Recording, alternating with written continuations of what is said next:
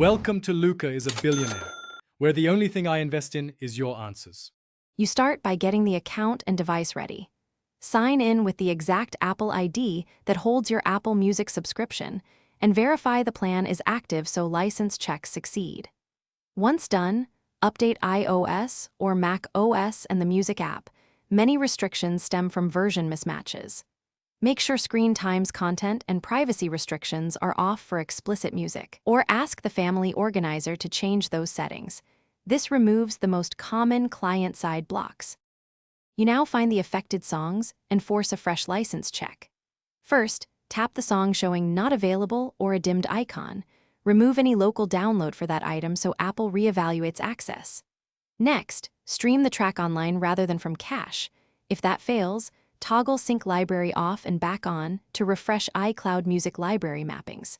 These steps compel Apple Music to re-request rights and metadata, which often clears temporary restriction flags. You finish by reauthorizing and checking account-level limits.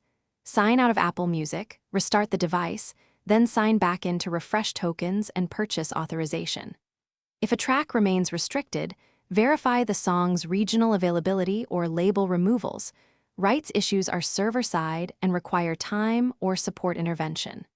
Finally, if nothing changes, contact Apple support or test the Apple Music web player. Make sure family sharing or